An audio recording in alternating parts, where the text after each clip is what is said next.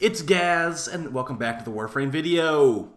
So we got some buffs to Voruna today, mainly about her fourth ability, Ulfrin's Descent, I think it's called. A lot of people were not, basically everyone just helmeted off that ability because it was underwhelming and not very strong. And I still think I am going to be doing that, helmeting off her fourth ability, like all the time. We're going to show what they changed with it, and it's actually doing more damage now, so that's good. Before we get into it, though, make sure to check out the live stream channel. We will be live later, or actually tomorrow, live streaming the Game Awards. Also, some Warframe gameplay and stuff like that, too. Additionally, make sure you're sub to this channel. We do daily Warframe video uploads, and I'd love to have you around for all of them. Alright, so this will be like a news video and a bit of a, just overview of how the ability works. So the update today was update 32.2.4. And as far as what's contained in it, it was not exactly a large hotfix, but it had a couple things with Voruna, and actually her sniper as well, the Perigale, which we'll go over that briefly too. It's a pretty funny change to the Perigale, in my opinion. Alright, so let's start with Voruna's ability. So, we're going to read the explanation of this too. After 1 week of Lua's Prey being in your hands and reading your feedback, we have made a few changes to Voruna's fourth ability, Ulfrin's Descent. The majority of Voruna's feedback has been centered around this ability and its damage output. With a desire to make it feel more deadly, below is our first take on bumping up the ferocity and opening up more synergy within her kit. We will continue to review Voruna's feedback. We have a few things that we're experimenting with. Okay, so as far as that says, this is our first take on bumping up her ferocity, and they are experimenting with a few other things. Let's go over what they did change. So they added 20% crit chance and a 1.5 crit multiplier to Voruna's fourth ability. Every kill increases crit chance by 5% and crit damage by 0.5. Shroud of Dynar, which is Voruna's first ability, the Invis, that crit damage buff will also apply to Ulfrin's Descent.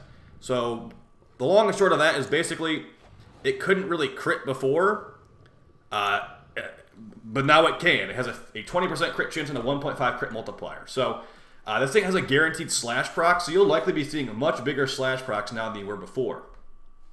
But at the same time, though, while you're in this, it's going to drain a good amount of energy to cast this. So I would say if you're going to be using Ulfrin's Descent, you're probably not going to want to go with Blind Rage. Even though I usually do run Blind Rage on Voruna, I've taken off Blind Rage on this build, which is this was the Breach Surge build. So this is a Breach Surge build. I've made it a no helmet build here, and you can probably jam a little bit more range, honestly. But yeah, what we got here is basically it's going to be using her 2 and her 4 together. So we want to grab the enemy with our 2. Well, we also want to be in our 1, technically, as well, because this will also buff. We have a 4.18 multiplier, crit multiplier. Going to jam that on our 4, get some crazy slash procs. If they're affected by the 2, it will spread the slash procs enemies in the area. The only problem I've been running into now with this testing is that Ulfrin's Descent does not count as a melee ability, so you do not get guaranteed health orbs from Lycath's Hunt, unfortunately, which can be bad if you... because you need to use actual melee to get these health orbs out. I'll just quickly show some butchers here. I'm going to pause them. And also, I have not been able to get this able to orange crit. I don't think it actually counts as a weapon as far as Avenger and Cat's Eye are concerned. So I've gone invisible. I've activated my 2. I'm going to jump on this guy. I'm actually going to go into Lycath's Hunt, or whatever it's called, Ulfrin's Descent. I am currently on all 4s. In-game. So you use the 2 to jump on them. They're procced up. Then you use the slash, and they're all dead. Now that's a bunch of butchers, though. Let's get some actual enemies in here. I might also show some gameplay as well. And remember, it is a 20% crit chance, so it's not exactly going to happen every time. But let's get some of the chonkers in here. So these guys are pretty chunky. Remember, we have no Bane mods, technically, and we've got a good amount of strength. We're at about 200% strength right now. And also remember, if you don't helmet off Voruna's 4, you get the passive of extra life every 30 seconds. So let's do the same thing now. We're going to go Invis. We're going to use all of our abilities together. Another annoying thing about Ulfrin's Descent is yeah, you go into wolf mode, but then when you walk around, you're not you're just walking around normal. So if they can make it where you're like a wolf all the time while you're in Ulfrin's Descent, I might actually use it more. But yeah, let's just use all the things we're supposed to do here. Invisible, jump on them, slash. That is a little bit weak. Let's slash him again. And it definitely was doing better earlier. She died really fast to that one, so let's try it one more time. That's more like it. So that's what I was looking for there. We kill him with the slash proc, it transfers the slash proc, and everyone's dead. I still don't like the ability very much. Like, yeah, these guys are pretty tanky, so it's not really like a realistic situation. But it will transfer the slash proc and all that. So yeah, the big thing here is make sure that you are in her invis if you want your big damage. So your combo basically is, you don't even need to use the free for this technically. So be invis, be in wolf mode, jump at an enemy with 2, left click them, and that's basically, yeah, that's basically what you go for. It didn't transfer a very big slash proc there, but oh well. Those are some pretty nasty numbers, dude. That's all from the 2 basically. And if you get a last hit with the slash, it's going to give you more damage. I believe if you get a last hit with the slash proc, it does not increase the damage, which is unfortunate. So, yeah, I still think this ability is still pretty bad. But let's talk about something that isn't bad. Actually, it was just too good. It was just too good for its own sake. We're gonna be going over the Perigale sniper here. Let's get some gameplay of that Voruna change in mission too. So here is, so I'm having to get health orbs to drop. I'm using Lightcast Hunt to kill with normal melee, then I go into wolf mode. So that transferred the slash proc right there. That was a combination of the 2 and the 4. Yeah, remember you have to also be at a specific angle to get these to go off. So there you go. That's more realistic than my Simulacrum showcase right there. A 609k slash proc. You can get some very big numbers on this, especially if you got lots of like viral procs and stuff on them. And then I run out of energy. I have to use normal melee to get my orbs back. If they were to change Ulfrin's Descent to count as a melee kill, and also the chain damage count as a melee kill, that would be very good for Voruna having infinite energy. Because right now it's like I'm technically like doing stuff fine, but it's the same problem we had before. It's like I could just use a melee weapon and do more damage and kill enemies faster than Ulfrin's Descent. That's the other problem.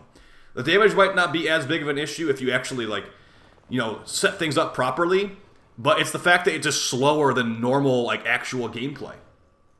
So, alright, moving on to the other change, we got the Perigale sniper, so Voruna's signature sniper. I have not made a video on this thing yet, but it basically hits, like, a bucket of trucks, dude. This thing hits really hard, and that's actually what they're addressing today. It was hitting too hard, but it's not really a nerf. They're not nerfing the damage, they're just changing how the interaction of this thing works. So basically the way it would work before is that you get a bunch of headshots in a row, and it would give you like Nell Prime mode with infinite ammo and stuff like that. But yeah, the Perigale sniper rifle can now trigger the Gale Force buff on headshot kill. It will also trigger if you get the 4 non-lethal headshots in a row. Okay, so basically before, it was killing every enemy before the 4 headshots could go off. Yeah. This thing, I haven't even, like I said, I haven't had a video on this. This is an electric build. It hits really hard, and I mean that's not with like no stacks basically. So, yeah, you armor strip them. If you were to armor strip them, that'd be hilarious. You wouldn't need to armor strip them.